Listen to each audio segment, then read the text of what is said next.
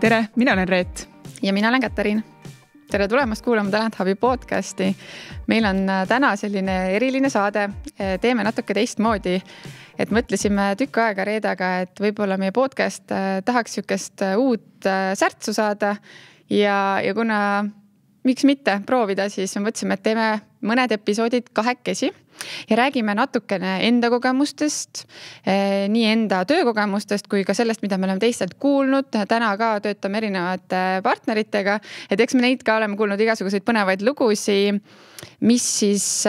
puudutavad HR-i või personali valdkonda, värbamist, et teeme erinevad osaplokid. Täna tahaksime rääkida onboardingust ja võttagi ühe teema ette ja minna hästi praktiliseks, et kogu meie Talent Hubi podcasti eesmärk on olnud algusest peale väärtuse loomine ja siiamaani, et me ikkagi tahaks tuua väikseid nippe, trikke, mida igaüks saaks siis oma tööelus või organisatsioonis praktiseerida. Et loodame, et see osa on ka kasulik. Ja, väga äge. Ma ootan huviga juba, mis meil saama hakkab. Aga onboarding on teemaks. Üldse, võib-olla sa räägid, Kets, oma kogemusest, mis on sul olnud selline, ma ei tea, halvim või parim või meeldejäävaim onboarding? Jah, eks neid onboardinguid on olnud erinevaid ja erinevates ettevõtetes. Võib-olla kõige sellise märkimisväärsem või huvitavam lugu on see, et kui ma läksin tööle ja põhimõtteliselt keegi ei teadnud, et ma alustan, et see on minu esimene päev ja astun siis sisse. Keegi lasi mind tiimist sisse, et organisatsioonis oli juba omajagu inimesi ja istun siis seal valveruumis ja mõtlen, et okei, et huvitav, et ma täna on mu esimene päev ja et mis siis saab, et ja kuna otseselt kedagi teist ei olnud veel tööle jõudnud selleks hetkeks, kes olid siis minu tiimist või keda ma juba varasemalt teadsin, mõtlesin, et see ongi põhjus, miks mind siia ettevõttesse vaja on, et selleks, miks ma HR-iks üldse tulingi, et hakkasin siis ise ennast onboardima. Läksin siis tuba haaval, et ütlesin, et tere, mina olen Katariin, kes teie olete, mina hakkan tegelema personaliteemadega ja mis teie teete. Ja niimoodi ma esimesed tunnid veetsin väga lõbusalt, et selles mõttes, et kindlasti oli väga äge kogemus ja üldse mitte midagi kehvad, vaid lihtsalt,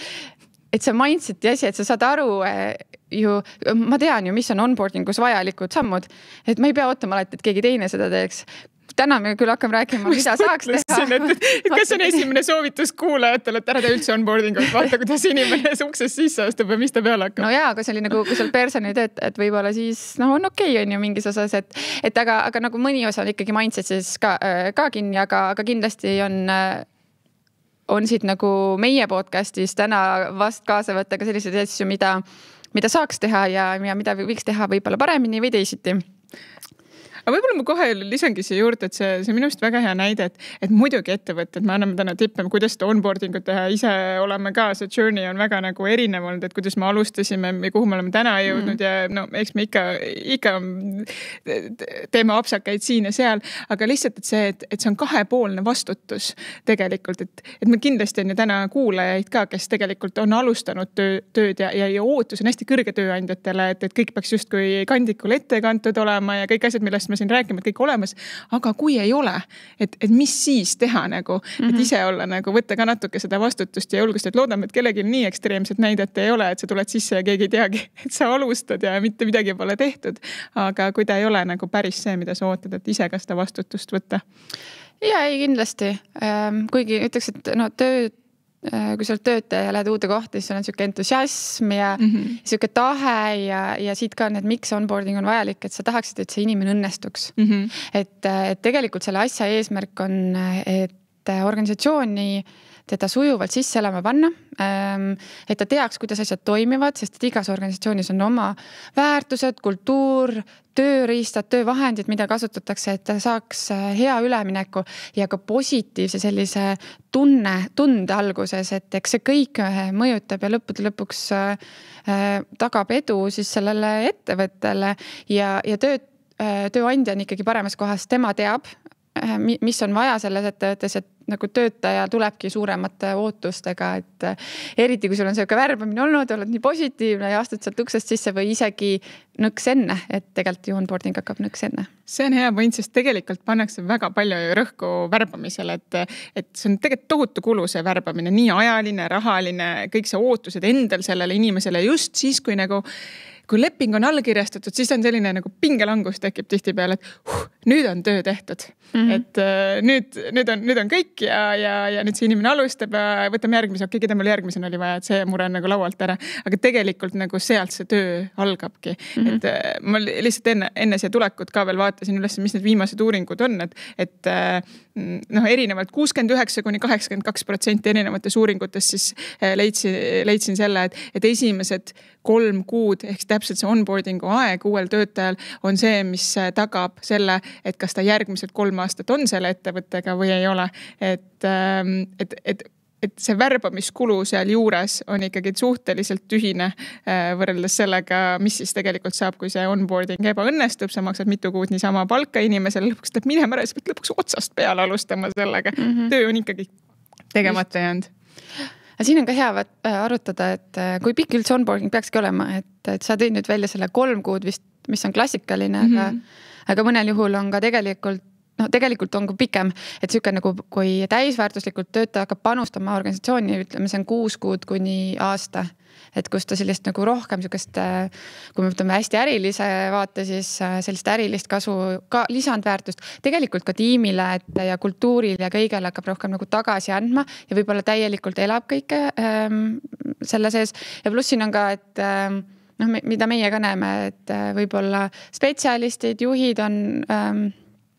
pigem spetsialistid on kõik 3-4 kuud on tavaline, aga siis tippjuhid juba selline C-level ja rohkem, et neil on ka tegelikult ju pikemad onboardingu protsessid. Absoluutselt, see ikkagi oleneb sellest rolli keerukusest, et kui sul on nagu väga kindel tükitöö või mingisugune asi, et ta ilmselt on nagu lihtsam, aga onboarding ei ole ainult nagu õpetame või anda üle siis, mis see töö sisuline pool on, vaid tegelikult alahinnatakse just seda pehmeid väärtusi, et mis on see ettevõte, mis on see kultuur, kuidas me siin oleme, teeme ja seda tegelikult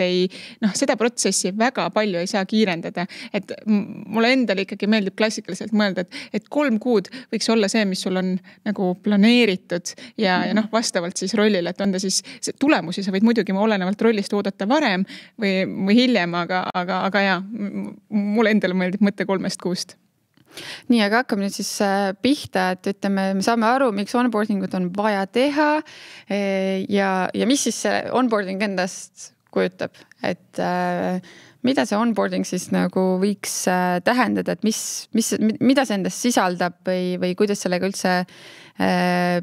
pihta peaks hakkama? Ma ei tea, ma tahaks kohe sinu käest küsida, räägi sellest, kuidas meil Talent Hubis on. Et lihtsalt, kui me tahame hästi praktilised olla, siis ärme oleme teoorias, kuidas võiks olla, aga räägime nii, nagu meie Talent Hubis seda asja teeme. Okei, võib-olla üks asi on, et meil on ka hästi selline paika loksunud süsteem. Et kui ma rääksin oma ühest onboardingu kogemusest, võib-olla mis oli selline huvitav, ega me alguses ka Talent Hubis ei olnud ideaalsed, et selles mõttes... Ma arvan, et me ei ole täna ka ideaalsed. Ja just, et aga oled just ettevõtte teinud, esimesed töötajad võtnud, et me ise koristasime kontorit ja ma ei tea, ostsime neid arvuteid ja kõike kokku, et nagu siiamaani ostame arvuteid ja siiamaani teeme access aga siis oli neid nagu töökohustusi veel rohkem, sest et tiim oli nii väike ja tegimegi kodulehel kõiki update'e ise ja kõike, mis üldse võis olla, et pidi tegelema ja siis sa jõua võib-olla onboardingule nii nagu süstemaatiliselt läheneda. Et aga tänaseks peale 4 aastat on meil väga kindel nagu protsess. Meil on olemas 30, 60, 90 päeva plaan. Aga võib-olla veel enne, et sellised väiksed nüansid, mis on hästi tähtsad. Et enne, kui inimene tööle asub, et meie jaoks on hästi tähtis, et ta kuidagi tunneks, et ta on oodatud. Nii, kui on tööpakkumine vastu võetud, terve tiim connectib selle inimesega LinkedInis. See juhtub isegi enne tegelikult, et hinda peale tööpakkumisega vastu võtaks üldse. Just, jah, et see nagu hakkab juba pihta varem, et me nagu ootame ja anname teada, et me ootame seda inimest oma tiimi ja me ootamegi päriselt, kõik ootavad nagu tükk aega, et ta liituks. Siis enne esimest päeva me küsime erinevaid küsimusi, meil on väike küsimustik koostatud niisugustest praktilistest asjadest, aga ka seal on a la T-särgi suurus ja lemmiktoit ja niisugused nagu mõni fun fact ka juurde, et me õpiks seda inimest rohkem tundma. Et kui see esimene päev saabub, siis me saaksime näiteks lõuna, meil on alati esimesel päeval tiimi lõuna, et seal oleks selle inimese lemmiksöök või me mõnikord teame, et mõni on fänn kohukestele, et siis me hommikul kohe, et on laua peal kohukesed olemas. Siis kindlasti üks asi veel, mis on nagu tähtis ja milleni me oleme jõudnud, et mitte onboardingul seda inimest uut töötajat kutsuda hommikul kell 9 kohe. Sa ise tuled tormad tööle, siis sul on vaja see arvuti kuskilt saada, sa tahaksid seda lauda ilusti ära sättida, sest et ilmselgelt ei jõudnud. Nüüd on esmaspäev hommik ja seal on nagu siuke rapsimine, et me oleme aru saanud, et peaks ikkagi, meie kutsume ka hiljem, et kella 10 esmaspäeval. Me oleme väike tiim, aga tean, et... Jah, me arutasime siin, et tegelikult nagu, et isegi nagu nädala keskpäev, nagu teisipäev on veel parem päev selle jaoks ja siis on kõik need esmaspäeva nagu need kiired toimingud tehtud, tihti mingi stand-upid, kõik asjad tehtud, et siis teisipäeval on sul nagu siuke rahulik algus, aga samas on veel nädalat omajagu jäänud, et ei ole kohe nagu nädalavahetus ka. Aga meil toimib see esmaspäev, aga mitte kell 9. Just. Ja ütleme, esimese päeva sellised eesmärgid on üldse, et... Aga tegelikult on üks tepp on veel, et me küsime neid küsimusi küll, et täpselt need, alates sellest, et mis tehnilised nagu vajadused on, sest kui inimesel on juba 3 paari kõrvaklappe, siis tal tegelikult ei ole kõrvaklappe, et tegelikult tasub neid asju küsida. Inimesed ise ütlevad, et mul seda ei ole vaja, et need tehnilised asjad ära küsida, aga mida me veel teeme? Me saadame ikkagi nii-öelda, mis siis esimesel päeval saama ka hakkab, et inimesel on juba ootused olemas ja kas või sellest, et kui sa oled kontoris, et võta kaasa sussid. Et minu meelest see on väga tihti on nagu tänapäeva kontorites, et see on teil jalanõu vaba, osad on, osad ei ole, aga kui sa oled harjunud, et sa tuled oma jalanõudega sisse ja üks, et sa pead oma sokid ära või need jalanõud ära võtma, oled seal nagu oma võib-olla sukkades või siis ma ei tea, augulise sokiga, mis sa mõtled, et keegi nagu nii ei näe, sa esimesel päeval juba pead seal olema, siis on jumala ebamugav, et me nagu kirjutame, et kuhu saab parkida, et pigem kas kui kontoris on nagu jahe, et pane kampsik selga või midagi sellist, et hea soe tunne on kohe tulla. No jah, et sa oled nagu teadlik, et kuhu sa lähed või mis siis ikkagi saama hakkab, et ei ole niimoodi peas tundmatus. See natuke on ikkagi sellel, pane ise ennast kandidaadi olukorda. Sa oled nagu või uue töötaja olukorda, et sa oled nagu täiesti uude kohta, sa tahad head muljet ette, sa tahad inimestega tutvuda. Ootused iseendale on ka hästi kõrged ja siis tahad nagu olla ette valmistunud, et selles mõttes kõik on oluline, aga tuled selle esimese päeva juurde tagasi, siis on 3 asja, et põhimõtteliselt üks ootus on, et saaks oma töövahendid tööle, arvutid seadistatud, ma ei tea, kontod loodud igale poole, vajalikesse tööriistadesse sisse, kohtuda tiimiga ja käia üle eesmärgid või ootused kahepoolselt, et uus töötaja saab öelda, mis on tema ootused ja siis tiimijuht saab rääkida, mis on meie ootused, et need ühtiksid, et ei oleks mingit möödarääkimisi. Et esimesel päeval rohkem ei olegi, et pool päeva ongi alati siuke arvutite taga vaatamine, tiimiga ühine lõuna ja siis päeva teises pooles ootuste osa, et rohkem ei olegi, sest et ega üle infoga ka ei tasu koormata. Siis on meil pandud ka plaan esimeseks nädalaks, et mida peaks veel tegema, kellega võiks mingitele kohtumistele kaasa minna, mis koosolekutel osa võtta, mis materjale kindlasti läbi lugeda ja on tutvustame ka sellist onboardingu listi, et mida sa saad seal ise teha, et mida veel lugeda juurde, kui sul on aega, kellega mingid kohtumisi kokku leppida, et selline väike või ülevaade erinevatest tegevustest. Sealt edasi lähebki esimese kuu, 60 päeva ja 90 päeva plaan, et esimesel kuul tahaks kohe saada mõne reaalse projekti siis uuele töötajale koos kellegiga. 60 päeval, et oleks mõnus tiimiga koostöötamiseks, ehk siis on juba kohtutud absoluutselt kõigiga, meil on väike tiim, et või siis oluliste stakeholderitega. Stakeholderitega nii nunnu. Jah, ma mõtlesin nagu ka partnereid või erinevaid osapooli, kellega peab, et oleks enam-vähem siuke nagu arusaam, et kellega peaks suhtlema ja siis 3 kuu pealt on juba selline esimene nagu enda projekt, tagasisidestamine, kuidas läinud on, mis on olnud hästi, mis on olnud, võiks olla paremini või tahaks mingit infot juurde, taaskord mõlemapoolne. Nii uue töötaja vaade kui ka siis tiimijuhi vaade, et kuidas need asjad on nagu läinud. Mis on nagu hästi selline soovitus, et oleks neid quick win'e kohe alguses võimalikult palju, sest et tegelikult uus töötaja tuleb mega entusiastik, sa tahad nagu teha asju, sa tahad kohe õnnestuda ja vahel nagu, meil on nagu küllaltki,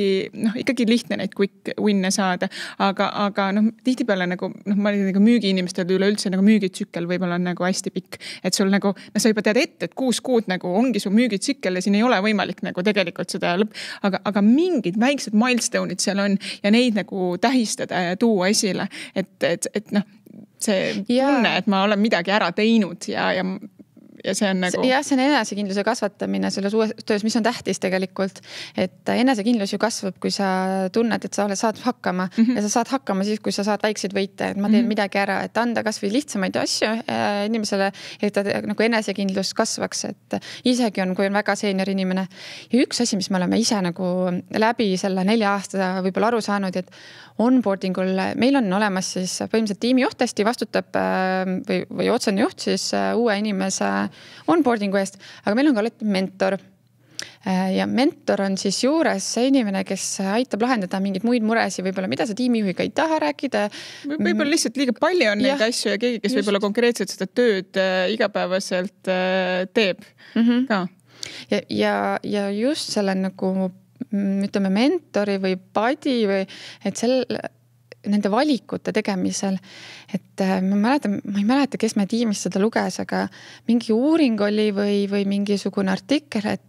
et onboarding õnnestub eriti hästi, kui su mentor on olnud umbes sarnases kohas, kus sina ja mitte just nagu väga ammu, vaid pigem hiljuti. Ehk siis, kui sul on näiteks juuniori inimene alustamas, siis tema mentoriks võiks saada keegi, kes on olnud pigem nagu aasta-2 umbes sarnases rollis, et osata vastata tema küsimustele, muredele. Samastuda lihtsalt, et ta teab nagu, et jäi sellele hetkel puudu. Ma nüüd korra veel hüppan siin, et tegelikult on õudselt hea küsida tagasi, et kohe onboardingule, mitte nagu aasta pärast või siis 6 tööta tuleb, mida me peaks tegema, aga just nagu kohe algus, et kas see info oli sellel hetkel vajalik, oli seda liiga palju, kas või kuidas ja siis tegelikult me oleme kogu aeg seda oma onboardingut ka muutnud, sest meil oli alguses, päris alguses jätame selle koha ära see, kus me nagu tõesti nagu ise tegime seda tööd ja siis proovisime, aga kus me juba hästi teadlikult 30, 60, 90 tegi, mäletan alguses oli see, et meil oli tohutult infot selle esimesel nagu nädalal ja kõik programmid, kõik asjad, see workshop ja tegelikult nagu kui sa nagu kohe seda kasutama ei hakka nagu mingit tool'id on küll oluline, aga sa ei hakka seda kasutama, siis sa oled nagu 2 kuu pärast, kui sul päriselt seda vaja on, oled sa sellises kohas, kus sa mõtled nagu, ma tean, et me rääkisime sellest, aga ma ei mäleta mitte midagi, mida ma nüüd teen töötajale, et kas ma küsin uuesti, samas ju keegi rääkis mulle, et võib-olla seda liiga või see info küll, et sa saad kõik asjad üle anda, aga need lihtsalt ei ole antud hetkel nagu olulised. Aga kuidas, et sina Advice'is on, et Advice'ist onboardist inimesi nagu tsüklite või kuidas gruppidena ja kohe alguses siukest, teil on 3-päevased päevad ja hästi palju siukest kultuurilist asjad, suures organisatsioonis on ka teistmoodi, et täna meil on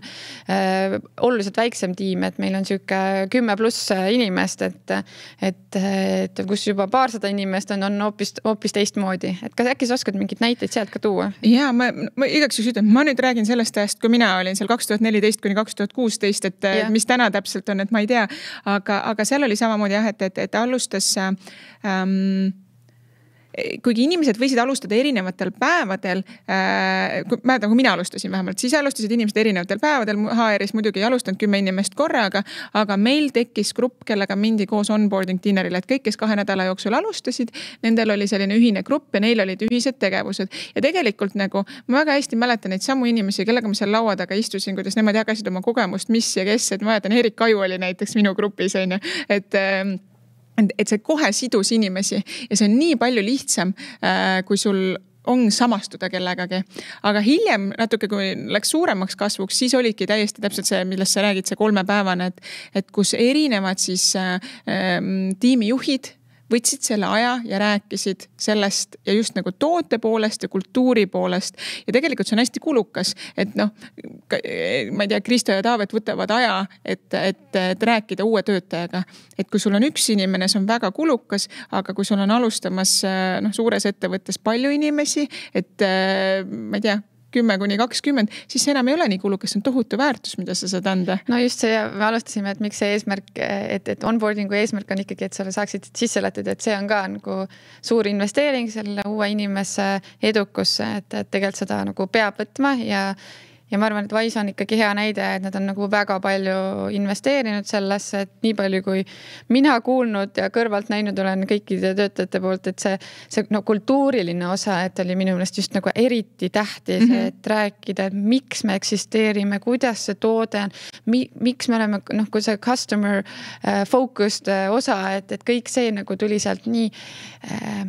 hästi välja, et kuidagi aitas sellist tugevat kultuuri luua ja mitte selliseid võib-olla kõlab halvasti, aga halbu harjumusi sisse üldse lasta, et algusest peale on kohe nagu väga hästi. Muidugi, eriti kui see kiire kasv on, et neid, kes on need inimesed, kes on juba ettevõttes olnud, et vanad olijad on juba need, kes on 3 kuud olnud, on tihti peale nagu kiiresti kasvavas ettevõttes, et see, ma ei tea nüüd see ratio nagu nendest, et kui palju on sul nii-öelda vana olijaid ja uusi olijaid, olgem ausad, 3 kuud olija on tegelikult uus olija, et kuidas see kultuur võib minna omas suunas, kui sa ise ei võta vastutust selle eest. Ja meil oli nagu Wise'is täitsa selline, sellel hetkel ma mäletan, tekkiski see onboarding tiim Kairi Pauskeri eestvedamisel. Ega meil oli ka sellised juhtumeid, kus inimene tuli tööle ja kõik vaatavad, kes see on, mis tiimi. Meil pole arvutit, ruttu leiti. Muidugi nagu fake it till you make it ja kõik need nagu olid nagu edukad, aga lihtsalt, et kuidas neid olukordi siis vältida ja sealt tegelikult nagu kasvas täitsa see programm ja minu meelest nagu täiesti hindamatu, et sa kuuledki inimestelt tagasid, et me küsisime hästi palju tagasid, et mis ja kuidas, ja sealt tekkis samamoodi nii, nagu ma ütlengi, et mina mäletan oma onboardingu grupp, see oli natuke teist, meil oli lihtsalt dinner ja mingisugused paar üksikut asja, mis olid koos, aga pärast oligi see grupp käis koos ja need siiamaani need inimesed nagu isegi, kas nad töötavad või ei tööta, neil on ikka veel kohtumisi, käidakse koos, ja kokkuvõttes sa tuled võib-olla töö pärast ettevõttesse, aga sa jääd inimeste pärast, et mida rohkem sa seda suudad kohe alguses teha, seda parem on. Ma ise nagu, kui ma mõtlesin selle onboardingu peale ja selle värbamise peale, see on natuke nagu dating ka jälle, et nagu värbamine on justkui selline Tinderi nagu matchimine ja lähed siis esimesele kohtumisele, aga tegelikult nagu see, et see asi nüüd õnnestuks, töö või see hakkab nagu hiljem pihta, mitte sellest matchingust, et see on võib-olla selline esimene samm, et igal juhul. Reet, sul on onboardingud olnud. Okei, las see siis jääda, aga jah. Kahjuks mina või õnneks ma ei ole seal Tinderi ajastul olnud, aga lihtsalt nagu minu meelest see date'imise teema on samamoodi, või üldse nagu suhetes ju samamoodi, et algus nagu kuidagi ikka paned väärtusi paika ja nagu just, kui sa unustad need nagu ära, siis lõpuks nagu see läheb nagu oma teed pidi ja võib nagu jumala metsa minna. Okay. Läksime veits kaugele, võtame tagasi onboardingu juurde ikkagi ettevõttes, mitte suhetes. On teine podcast. Et muidugi on siin vahe ka sees, et kas ongi hästi suure organisatsioon, et seal tekib sellist admini rohkem ka juurde, et kuidas neid, kas või sellest, et kuidas neid arvuteid ikkagi kohale saada ja mis on kellegi eelistused, et kas andagi kõigile töötajatele personaliseeritud nagu variandid või et kõik saavad ühe sama setupiga arvutid, et see kõik nagu lisab sellist natuke komplekssust ja koostööd erinevate osakondadega, et kindlasti vajab see nagu väga tugevat läbimõtlemist ja Ja tegelikult kõikides ettevõtetes, kus ma ikkagi olen töötanud, et alati ka tippjuhid või ütleme, asutajad on väga kõvasti olnud seotud onboarding uga, et alati on kas nendega olnud üks-ühele mingisugused vestlused, on olnud mingid dinnerid, kas grupis või jällegi väiksemates seltskondades, et selles mõttes nii palju, kui mina kuskil on olnud, et alati müts maha, et kõik ikkagi võtavad aega ja kõik nagu saavad aru, et see on oluline koht, kuhu ikkagi sükest energiat panna, aga Reet, aga võib-olla sul on veel mingisuguseid näiteid, et mida nagu, millest hoiduda, kui teha onboarding ut või et mis võib minna veel valesti, mille peale nagu rõhku panna? Võib-olla ma veel korra nagu julgustan seda, et võib-olla mulle jätnud mulje, et see on selge, et onboarding on oluline, et see on nagu tohutult nagu keeruline nagu see läbi mõelda, siis tegelikult, mis on selleks vaja, on lihtsalt korra maha istuda ja mõelda läbi nagu ükskõik millise tegevuse nagu protsessi kirjeldus. Sa lihtsalt hakkad nagu igast hetkest pihta ja ma julgen öelda, et see tegelikult ei ole rohkem kui paari tunni töö. See korra nagu istuda läbi, mõelda, et kes kuskil olema peavad ja siis see paika panna. Ja kui sa sellest juba teed ära nagu, ma ei tea, 60%, mis sa sinna kirja paned, siis juba oled sa nagu, üle 50%. Lihtsalt uuringust, millest ma siin enne ka nagu vihjasin, et 50% inimestest ei ole oma onboardinga rahul. Et see on nagu nüüd päris suur protsent, mida on võimalik, millest sul on võimalik nagu parem olla. Aga sa küsisid, mis on failide kohta? Minu meelest, ma olen ise seda täiega teinud, on see, et kui sul liitub senior inimene, siis on automaatselt ootus, et ta juba on näinud ja teinud ja ta justkui kõike oskab, aga mitte sinu ettevõttes, mitte selles rollis, mitte selle tiimiga. Ja teine asi on see, kui inimene liitub osakoormusega. Et siis on ka selline tunne, et ta on justkui osaliselt on ja ei ole. Seda enam on minu meelest seda onboardingut vaja teha, et meil on oma tiimis ka näide, et kui me seda 30-60-90 rääkisime, see oli nagu rohkem oli nagu selline värbamistiimi ja ongi värbamistiimi juht on juba seal ja kes kõik on vastutuse. Aga kui meil liitus üks inimene üldse mitte nagu värbamistiimi ja esialgu 20% koormusega, siis ma tegelikult ei adunud seda, kui tähtis on teda onboardida, kuidas saada, et ta tuleks rohkem 20% koormusega, et see onboarding olekski olnud see key. Täna see inimene on suurema koormusega ja ta võttis selle vastutuse ise just ennast onboardida, aga peab tunnistama, et ta tuli pool aastat veel hiljem, ütles, et äkki räägime need chatid ka läbi, et mis siin on, et ma ei ole aru saanud, et mis on Happy Channeli ja ma ei tea, mingisuguse Office Channeli nagu vahe või stand-up'id, kas ma peaks ka neid stand-up'e täitma, et see automaatselt nagu, mõtlesin, et ta on osa koormusega, ma ei hakka teda nende asjadega nagu piinama, tal on nagu niigi nii vähe aega meiega, et me oleme straight to the business nagu, et see on nagu absoluutselt vastuolus sellest, millest me just enne oleme rääkinud, et öeldakse, et rätsepa ja pika kingadeta, et ma tagasi vaadates mõtlesin, et nagu issakene, kuidas mina tegin niimoodi, aga it is what it is ja julge tunnistada, sul on alati